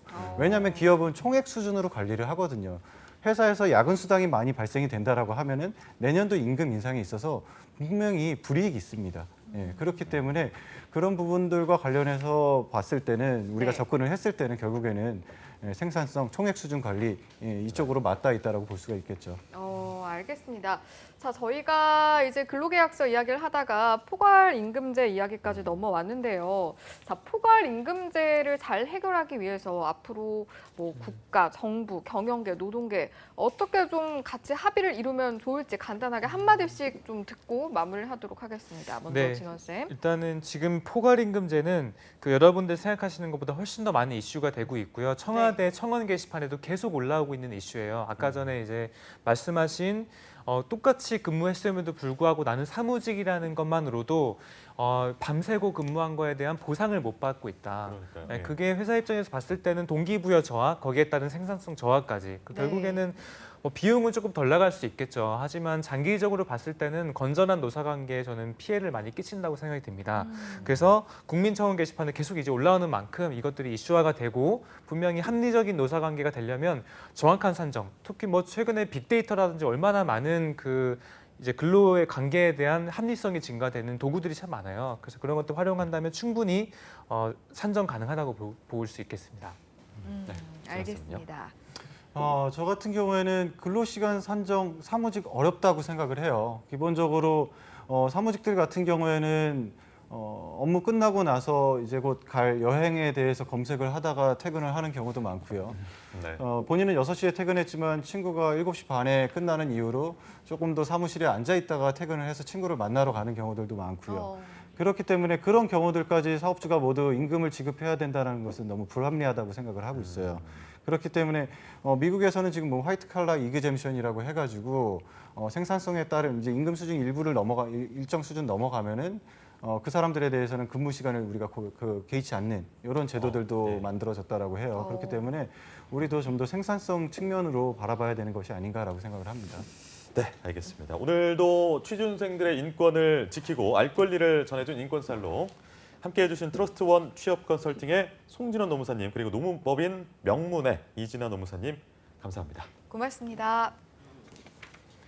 네, 투데이 잡스 2부에서 준비한 소식은 여기까지입니다. 잠시 후 3부에서는요. 전국 각지의 생생한 채용 정보를 알아보는 채용 알림장과 데일리 구인 정보 여기저기가 준비되어 있고요. 네, 그리고 구직자들이 꼭 알아야 할 취업 소식들만을 모아 준비한 코너죠. 직방 뉴스가 준비가 돼 있으니까요. 투데이 잡스. 잠깐만 어디 가지 마세요.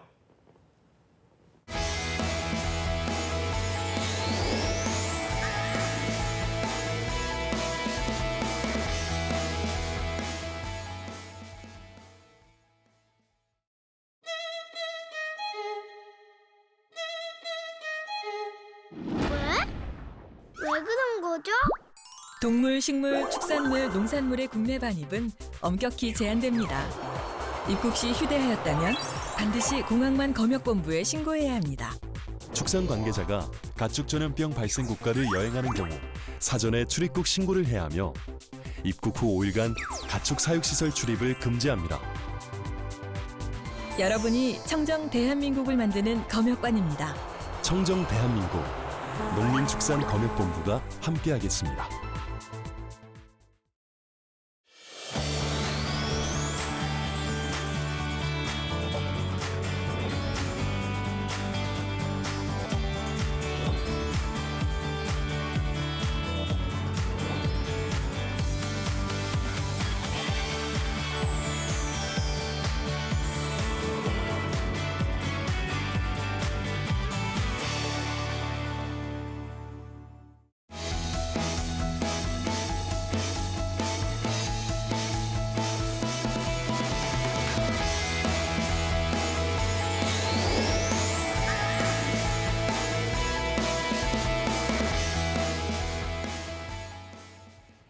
네, 취업은 역시 투데이 잡스 3부의 문을 활짝 열었습니다. 3부에서는요. 실시간 채용 정보를 알아보는 채용 알림장과 전국 각지의 생생한 채용 정보를 알아보는 데일리 구인 정보 여기저기가 준비되어 있고요. 네, 그리고 우리 취준생들이 꼭 알아야 할 만한 소식들을 모아 준비한 직방 뉴스 시간이 준비되어 있는데요. 먼저 채용 알림장부터 만나보시죠. 안녕하세요. 매일 여러분들을 위해서 실시간으로 채용 정보를 알려드리는 채용 알림장 강지수입니다. 오늘은 어떤 채용 소식들이 준비가 되어 있는지 화면으로 함께 만나볼까요? 먼저 첫 번째 채용 소식입니다. 경기도 고양시에 위치한 헤븐하우스에서 MD를 모집한다고 하는데요. 1년 이상의 경력이 필요한 이번 채용건은 급여는 2,600만 원 이상, 모집 기간은 7월 12일까지입니다. 다음은 휴그린 주식회사에서 1년 이상의 경력을 가진 웹 디자이너를 모집하는데요.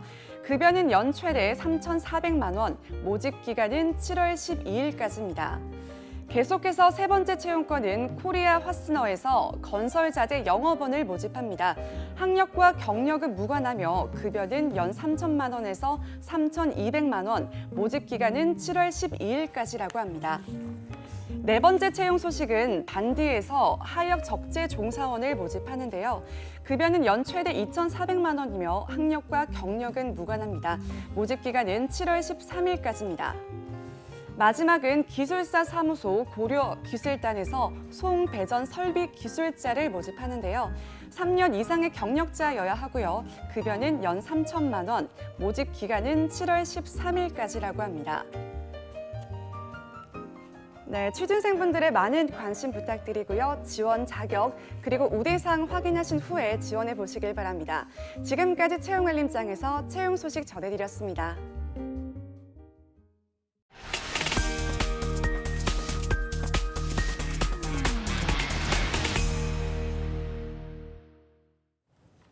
네, 매일매일 전국 각지의 생생한 채용 정보를 알아보는 데일리 구인 정보 여기저기. 오늘은 어떤 지역의 채용 정보가 준비되어 있나요? 네, 오늘은 역사적으로 유서가 깊은 도시죠. 수원으로 가보려고 합니다. 수원 고용복지플러스센터의 이연자 주무관님 연결돼 있는데요. 주무관님 안녕하세요. 네, 안녕하세요. 수원고용복지플러스센터의 이연자 주무관입니다. 네, 주무관님 안녕하십니까. 수원 구직자들을 위해서 항상 열일하고 계시는데 수원에서 보물 같은 기업이 있다. 한 곳 소개해 주시겠어요? 네, 보물 같은 기업은 많은데요. 네. 역시 수원하면 삼성이죠. 그 전자와 네. 그 반도체 사업장이 위치해 있고요. 네. 또 관련 협력 업체도 있기 때문에 구직자분들은 저희 수원도 많이 지켜봐 주시기 바랍니다. 알겠습니다. 정말 강력한 존재감의 기업을 소개를 해주셨는데요. 네. 자, 그럼 이제 준비한 소식 본격적으로 한번 들어볼까요? 네, 이번 주 소개해드릴 구인업체는 수원시 팔달구에 위치한 키다리 꿈 지역아동센터입니다. 그 수원 나눔의 집에서 운영하고 지역아동의 보호와 교육, 생활 지도를 하는 종합적인 복합 서비스, 복지 서비스 아동시설로 사회복지사 1명을 모집합니다. 직무 내용으로는 아동관리 및 보호, 후원금 관리 등으로 사회복지사 자격증을 소지하고 학력은 고졸 이상, 경력과 관계없이 지원 가능합니다. 사회복지 시스템 사용 가능자 및 컴퓨터 활용 능력 우수자를 우대하며 주 5일 근무로 급여는 월 175만 원이며 면접 시 급여 협의 가능합니다. 접수 마감일은 6월 28일까지이니 관심 있으신 구직자분들은 워크넷 구인 정보를 확인하여 이력서와 자기소개서를 준비해 이메일로 지원하시기 바랍니다. 네, 경력이 무관한 구인건이고요. 사회복지사 1분을 모시고 있습니다. 우대사항 참고하셔서 지원하길 바라겠고요. 바로 다음 소식 알아볼까요? 네, 다음으로 소개해드릴 구인업체는 화성시 동탄에 위치한 주식회사 테크솔루션입니다. GMP 및 산업용 생산 설비를 컨설팅하고 판매하는 업체로 제약 설비 엔지니어 1명을 모집합니다. 직무 내용으로는 제약 설비 설치 및 유지 보수 업무로 학력은 초대졸 이상, 경력과 관계없이 지원 가능합니다. 기계공학 전공자 및 운전 가능자를 우대하며 주 5일 근무로 급여는 월 200만 원에서 250만 원입니다. 접수 마감일은 채용 시까지이니 관심 있으신 구직자분들은 워크넷 구인 정보를 확인하여 이력서, 자기소개서를 준비해 방문 또는 이메일로 지원하시기 바랍니다. 네, 경력이 무관한 구인건이었고요. 특히 채용 시 마감이 되기 때문에 관심 있는 분들은 빠르게 지원을 하시면 좋을 것 같습니다. 자, 주무관님 그럼 저희 마지막 소식도 한번 들어볼까요? 마지막으로 준비한 소식은 경기도 버스업체 승무사원 채용 박람회 소식입니다. 경기도 버스운송 사업조합에서 주최하고 고용노동부, 국토교통부, 경기도가 후원하는 이번 박람회는 2019년 6월 20일 목요일 오후 2시부터 오후 5시까지, 6월 21일 금요일은 오전 9시부터 오후 5시까지 이틀간 수원 컨벤션센터 3층 컨벤션홀에서 진행합니다. 경기도에 위치한 버스업체 20여 개사가 참여하고 버스운전 자격증, 면허증을 취득을 하고자 하는 분들은 직업훈련 학원에 대해서도 안내를 받을 수 있습니다. 버스 운전 면허 자격증 보유하신 구직자라면 구직자와 구인 기업 간에 현장 면접이 가능하니 이력서와 자기소개서를 지참하여 현장에 방문해 주시기 바랍니다. 네, 마지막으로 채용 박람회 소식까지 전해주셨는데요. 현장 면접이 진행된다고 합니다. 많은 관심 바라겠습니다. 오늘 소식 고맙습니다, 주무관님. 고맙습니다. 네, 고맙습니다. 자, 이렇게 저희가 수원에 다녀와 봤는데요. 다음은 또 어떤 쪽으로 갈지 기대가 되네요. 어디로 가면 되겠습니까? 제가 소개해드리겠습니다. 다음은 농업과 공업의 조화가 잘 어우러진 지역 중 하나죠. 충북 지역의 구인 소식 알아보겠습니다. 음성고용복지플러스센터의 최원호 주무관님 연결돼 있는데요. 안녕하세요, 주무관님. 네, 안녕하세요. 음성고용복지플러스센터 최원호 주무관입니다. 네, 반갑습니다. 자, 우리 여기저기에 새롭게 일원으로 함께하게 되셨어요. 소감을 안 들어볼 수가 없는데요. 주무관님 소감 한마디 부탁드립니다. 네, 먼저 이렇게 좋은 기회를 주셔서 감사드리고요. 앞으로 음성 지역의 다양한 구인 정보를 투데이 잡스를 통해서 보다 많은 구직자분들한테 좀 알려드리고 그래서 더 많은 분들이 취업의 기회를 좀 잡으셨으면 좋겠습니다. 네, 반갑습니다. 음성 지역 주무관님답게 참 음성이 좋으시네요. 아름답습니다. 좋으세요. 알겠습니다, 주무관님. 오늘 그러면 준비해주신 채용 소식 말씀해 주시죠. 네, 이번 주 소개해드릴 구인 사업장은 주식회사 시아스입니다.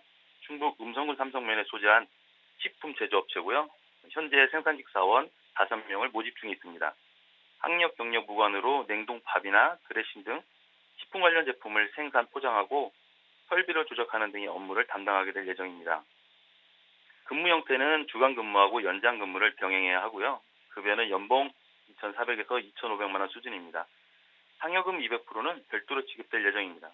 참고로 접수 마감일은 채용 시까지니까 입사를 희망하시는 분들은 워크넷을 참고하셔서 구직 신청 후 이력서 등 지원 서류를 준비하여 지원해 주시기 바랍니다. 네, 상여금이 굉장히 인상적이었는데 채용 시 마감된다고 하니까요. 여러분 관심 있는 분들은 빠르게 좀 지원을 하시면 좋을 것 같습니다. 자, 주무관님 그럼 저희 다음 소식도 한번 들어볼까요? 네, 이어서 소개해드릴 구인 사업장은 주식회사 ASP입니다. 음성군 대소면에 소재하고 있고요. 폴리머 비드를 제조하고 판매하는 업체로 현재 생산팀 사원 2명을 모집 중에 있습니다. 경력은 무관으로 폴리머 비드 생산 관련 반응기 및 부대 설비를 조작하는 등의 업무를 담당하게 될 예정이고요. 화학 관련 분야 전공자를 우대하고 있으며 근무 형태는 주 5일 교대 근무로 운영되고 있습니다.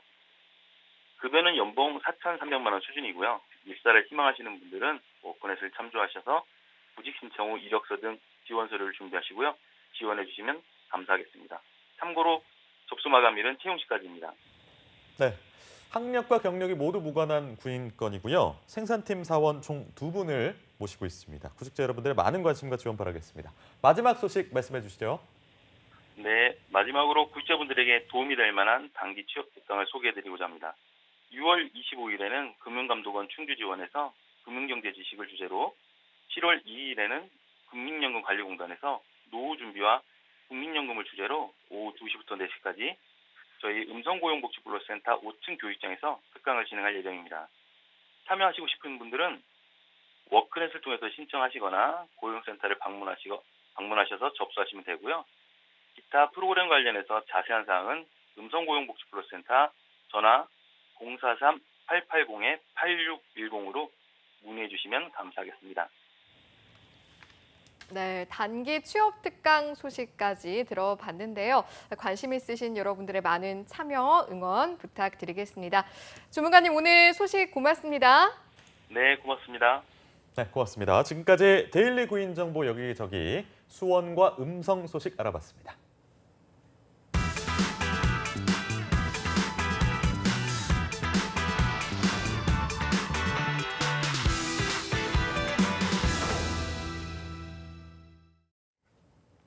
네, 수많은 뉴스의 홍수 속에서 취업 준비에 바쁜 구직자들이 정작 필요한 뉴스를 놓치는 경우가 많을 수밖에 없을 텐데 그래서 준비됐습니다. 구직자들이 꼭 알아야 할 각종 취업 소식을 발빠르게 알아보는 시간, 직방 뉴스 시간입니다. 네, 그렇습니다. 자, 오늘 이 시간도 함께할 분을 소개해드려야겠죠. 어김없이 나타났습니다. 3부의 마스코트 강지수 캐스터와 함께합니다. 어서 오세요. 안녕하세요. 안녕하십니까. 안녕하세요. 네. 강지수 캐스터 같은 경우는 오늘 특히 또 의상이 참 잘 어울리시는 것 같은데 의상을 보통 고르시는 그런 본인만의 기준이 있습니까? 우선 전적으로 의상 선생님께 맡기고 있고요. 입혀주시는 대로 예쁘게 입고 그러면 있습니다. 평소에 이제 좀 데일리룩 같은 걸 연출하실 때 네. 전직 또 모델로서 어떤 기준을 가지고 옷을 고르시나요? 저 같은 경우는 좀 여성스러운 스타일을 좋아해서 그런 스타일로 골라서 입고 있어요. 네, 알겠습니다. 알겠습니다. 아니, 우리 교욱 씨는 예. 그 여성의 그 코디에 관해서 관심이 많은 것 같은데 무슨 정말요? 이유죠? 궁금해지네요. 혹시 뭐 가까운 시일 내에 어떤 여성분께 선물하실 계획이 있는지? 그런 계획도 조금 있고요. 그리고 그렇군요. 또 이제 또 다방면의 지식을 또 습득하는 게 좋지 않겠습니까? 제가 알겠습니다. 나중에 뭐 직업 방송 하다가 네. 강지수 캐스터 영향을 받아서 여성 의류를 좀 알겠고요. 네, 네, 자세히 알겠습니다. 묻지 않는 게 낫겠네요. 네, 본론으로 돌아가도록 하겠습니다. 촌철살인 질문이었습니다. 네, 자 우리 강지수 캐스터 오늘 어떤 내용들 준비했는지 궁금한데 한번 소개해 주실까요? 네, 지난 6월 4일 대통령 직속 일자리위원회는요, 제11차 일자리위원회를 개최했습니다. 국민취업지원제도 추진 방안, 공공고용서비스 발전 방안을 상정 의결했는데요. 일자리위원회는 사람 중심 경제, 혁신적 포용국가 구현을 위한 핵심 과제로 일자리 안전망 완성이 필요하다는 점에서 이번 안건들을 다루게 됐다고 밝혔습니다. 네, 그렇군요. 그럼 안건들에는 구체적으로 어느 내용이 담겨 있습니까? 네, 국민취업지원제도 추진 방안은 현행 고용보험제도의 보험망에서 벗어나 있는 저소득층 구직자 그리고 폐업 영세 자영업자 등에게 새로운 고용 안정망을 제공하는 데 있고요. 공공고용서비스 발전 방안은 구직자, 구인 기업 맞춤형 지원 및 서비스 접근성, 전문성 제고를 통해서 보다 높은 수준의 고용 서비스를 효율적으로 제공하는 데 그 목표가 있습니다. 따라서 이날 발표된 정책 중에는 국민의 일과 삶을 튼튼하게 해주는 국민 취업 제도에 대해서 한번 살펴볼까 합니다. 그렇군요. 이제 본격적으로 하나하나 짚어보게 될 텐데 일단은 처음으로는 왜 생겼는지를 좀 살펴보면 좋을 것 같아요. 네, 짚어주실까요? 맞습니다. 네, 국민취업지원제도 도입을 추진하게 된 배경은요. 우선 저소득 구직자, 폐업 영세 자영업자 등 취업 취약 계층에 대한 사각지대를 해소하고 고용보험 도입 이후에 20여 년 만에 고용 안정망을 완성하는 데 있다고 합니다. 지난 1995년 시행한 고용보험제도는 고용 안전망의 기본 축이었는데요. 저소득 구직자, 자영업자 및 프리랜서 등 특수 고용 형태 근로 종사자 등을 보호하는 데 한계가 있었다고 합니다. 그래서 이를 보완하기 위해서 2009년 취업 성공 패키지를 도입하게 됐고요. 법적 근거가 미흡해서 예산 사정에 따라서 규모가 좌우되게 되는 저소득 구직자 등에 대한 충분한 지원이 어려웠다고 합니다. 그런 이유로 만들어진 국민 취업 지원 제도의 지원 대상 어떻게 분류할 수 있겠습니까? 네, 국민취업지원제도의 지원 대상은 우선 기본적으로 취업이 곤란한 취업 취약 계층이라고 볼 수가 있는데요. 학력, 경력 부족, 실업 장기화 등으로 노동시장의 통상적 조건에서 취업이 특히 곤란한 사람, 그리고 경제적 어려움으로 취업의 곤란을 겪는 사람 등을 일컫습니다. 다만 구직 촉진 수당의 지원 대상은 생계 지원이 필요한 저소득층을 중심으로 제한하고 있다고 합니다. 그렇군요. 지원 대상이 어떻게 나뉘는지를 저희가 좀 살펴봤으니까요. 네. 그렇다면 어떻게 지원이 이루어지는지도 궁금해요. 네, 우선 취업 지원 서비스는 전문 상담사와 1:1 밀착 상담을 토대로 한 개인별 취업 활동 계획을 수립하게 되고요. 또 이에 따라서 기초한 일경험 프로그램 및 직업 훈련, 복지 서비스 연계, 구직 활동 기술 향상 프로그램 등이 제공받게 됩니다. 참고로 취업 지원 서비스는 18세에서 64세의 취업 취약 계층을 대상으로 하고 있습니다. 그렇군요. 그렇다면 구직 촉진 수당이라는 게 저소득층만 지원이 된다라고 말씀하셨는데 어떻게 좀 저희가 분류를 할 수 있겠습니까? 네, 우선 구직 촉진 수당은 취업 취약 계층 중에서도 경제적 어려움을 겪는 대상에 한정하고 있는데요. 우선적으로 기준 중위소득 50% 이하의 구직자는 신청일 기준 2년 이내에 취업 활동을 한 경험이 있는 법이 정한 요건을 충족하면 수급 자격을 부여받게 된다고 하고요. 다만 기준 중위소득 50% 이하에 속하지만 2년 이내에 취업 경험이 없는 구직자와 청년층은 취업 취약의 정도와 지원 필요성 등을 고려해서 예산 범위 내에서 선발해서 수급 자격을 부여받고 있다고 합니다. 예. 이는 청년 고용 상황의 심각성을 반영하고 한시적으로 운영할 계획이라고 밝혔는데요. 또한 차상위 이하 소득의 지원 대상자가 취업에 성공하면 취업 성공 수당을 지원해서 장기 근속을 지원하고 있다고 합니다. 그렇군요. 더 관심이 생기는데 그럼 언제부터 시행될 예정이라고 하나요? 네, 우선 국민취업지원제도는 2020년 7월부터 시행된다고 하는데요. 지원 규모는 목표 35만 명으로 시작해서 제도의 성과 평가를 거쳐서 2022년까지는 소득 기준은 기준 중위소득 50%에서 60%로 확대하고요.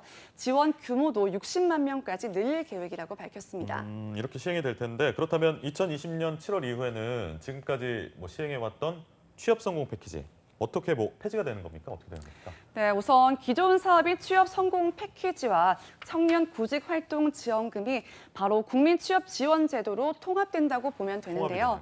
네, 이로써 국민취업지원제도와 고용보험제도를 주축으로 연간 235만 명 이상의 취업 취약 계층을 지원하는 중층적 고용 안전망이 구축될 것이라고 밝혔습니다. 그렇군요. 그래서 실질적으로 좀 어떤 효과를 얻게 되는지도 저희가 짚어보면 좋을 것 같은데요. 어떤가요? 네, 우선 국민취업지원제도가 도입되게 되면요. 근로 빈곤층에 대한 고용 개선이 되게 되고요. 또 빈곤 완화 효과를 가져올 수가 있다고 합니다. 2018년 한국노동연구원 연구 결과에 따르면 취업률은 16.6%, 특히 고용보험 일자리는 22.1% 더 높아질 것이라고 밝혔고요. 빈곤 가구 인원도 36만 명 감소해서 빈곤 완화를 기대할 수 있다고 합니다. 포용을 강조하고 있는 정부 정책과도 좀 일맥상통하는 면이 있는 것 같습니다. 그럼 계속해서 청년 실업난을 이겨내기 위해서 정부에서도 기존 제도에서 보완할 점을 찾고 개선해 나가고 있는데 2020년에는 저희가 모두가 취업난에서 조금이나마 벗어날 수 있기를 오늘 뉴스를 통해서 기대를 해보면서 바로 다음 뉴스 소개해 주시죠. 네, 다음 소식은요. 특히 이공계 계열의 취준생들 중에서도 건축 관련 전공자들이 주목해야 할 일입니다. 바로 국내 중견 건설사들이 신입 및 경력 사원에 채용한다는 소식인데요. 오늘은 건설 분야 취준생들을 위해서 중견 건설사들의 채용 총정리를 해드리려고 합니다. 와, 기대가 되네요. 일단 건축 분야 분들은 말할 것도 없이 집중을 해주시고 또 공통 이공계 분들도 주목을 해주시면 좋을 것 같습니다. 자, 그럼 먼저 소개해 주실 기업 내용 한번 들어볼까요? 네, 첫 번째 기업은 서한입니다. 서한은 건축, 안전, 재무, 전산 분야에서 모집을 하고요. 23일까지 회사 홈페이지에서 온라인 입사 지원을 하게 됩니다. 자격 요건은 관련 학과 졸업자 또는 동등 학력 보유자고요. 직무 관련 전문 지식 및 경험 보유자, 직무 관련 자격증 소지자, 그리고 LH 현장 유경험자를 우대하고 있습니다. LH 현장에서 일해보신 분은 좀 지원을 하면 많은 우대를 좀 받을 수 있을 것 같다는 생각이 들고 다음 건설회사도 좀 소개해 주시죠. 네, 다음은 선원건설입니다. 선원건설 역시 경력 및 신입사원을 채용한다고 하는데요. 모집 분야는 건축, 토목, 품질관리, 견적, 건축 설계 등이며 입사 지원서는 건설워커에서 다운받아서 작성한 후에 30일까지 이메일로 제출하면 됩니다. 자격 요건은 신입은 관련 학과 졸업자, 관련 자격증 소지자고요. 경력직에는 해당 업무 경력 충족자 등이 있습니다. 그렇군요. 아무래도 관련 학과라든지 또 관련 자격증은 앞선 회사도 그렇고 이번 회사도 그렇고 공통점인 것 같습니다. 맞습니다. 네, 그럼 또 다른 회사도 있으면 한번 소개해 주시죠. 네, 계속해서 다음 기업은 태조 엔지니어링입니다. 모집 분야는 철도, 도로, 구조, 토질 및 터널 등이며 입사 지원서는 건설워커에서 다운받아서 작성한 후에 7월 15일까지 이메일 또는 우편으로 제출하면 되는데요. 자격 요건은 해당 학과 전문학사 이상이며 경력직은 직무 경력 충족자, 자격증 보유자를 우대하고 있습니다. 네, 감사합니다. 취준생들을 위해서 신입직을 뽑는 기업들을 중심으로 해서 소개해 주신 것 같은데 요즘 특히나 이공계 중에서도 건설업 채용 시장이 좀 위축돼 있습니다. 경력직에도 한번 소개를 좀 해주시면 좋을 것 같아요. 네, 교육 MC께서 말씀하신 것처럼 채용 시장이 위축되더라도 건설업계에서는 경력이 있는 채용권이 계속해서 늘어나고 있는데요. 먼저 소개해드릴 기업은 하나건설입니다. 모집 분야는 플랜트이며 입사 지원서는 건설워크에서 다운받은 후에 28일까지 이메일로 제출하면 된다고 하는데요. 자격 요건은 품질관리자 경력 4년 이상, 대졸, 그리고 영어 가능자, 토목 전공 우대 등이 있습니다. 참고로 근무지는 이라크라고 하네요. 근무지가 이라크라는 부분이 굉장히 이색적인데 네, 관심 있으신 분들은 하루속히 지원을 하시면 좋을 것 같습니다. 자, 그럼 또 채용이 진행 중인 다른 기업이 있나요? 네, 있습니다. 우선 태영건설, 반도건설, 건원엔지니어링이 채용 기간이 조금 남아 있는데요. 먼저 태영건설은 안전관리, 건축공무, 건축공사 분야의 경력사원을 모집합니다. 24일까지 회사 홈페이지에서 입사 지원을 하면 되고요. 지원 자격은 해당 업무 유경험자, 대졸 이상 관련 학과 졸업자, 경력 3년 이상, 관련 자격증 취득자 등이 있습니다. 네, 태영건설에 대해서 얘기 전해주셨고 계속해서 반도건설 설명해 주시죠. 네, 반도건설 모집 부문은 재건축, 재개발, 지역주택조합 법무 등이고요. 25일까지 회사 홈페이지에서 입사 지원을 하면 된다고 합니다. 자격 요건은 해당 업무 경력 충족자, 일군 건설업체 근무 경험자를 우대하고 있고요. 영어 및 제2 외국어 가능자를 우대하고 있습니다. 그렇군요. 이렇게 쭉 알아보고 있는데 이제 마지막 기업만을 남겨두고 있습니다. 권원 엔지니어링인데요. 어떤 경력직을 채용하고 있는지 한번 살펴볼까요? 네, 글로벌 CM 기업인 건원 엔지니어링은 PQ 경력자를 모집한다고 하는데요. 경력 확인서, 입사 지원서 등을 28일까지 이메일로 제출하면 된다고 합니다. 지원 자격은 건설 사업 관리 PQ 작성 2년 이상의 경력과 본사 관리 및 공무 업무 유경업자를 우대하고 있습니다. 네, 강지수 캐스터가 오늘도 건설업계 채용 기업에 대해서 다뤄주셨는데 다음번에도 구직자들을 위한 발빠른 채용 정보 소식 좀 가져와 주시길 기대하겠습니다. 네, 오늘 이렇게 알찬 소식들 만나봤는데요. 여러분 다음 주도 많은 기대 부탁드리겠습니다. 자, 그리고 오늘 수고해 주신 강지수 캐스터와도 여기서 인사를 하도록 하죠. 고맙습니다. 고맙습니다. 네, 여러분 오늘 투데이 잡스 준비한 내용은 여기까지입니다. 저희는 내일도 오전 10시에 찾아뵙겠습니다. 오늘도 내일도 성공 취업은 투데이 잡스!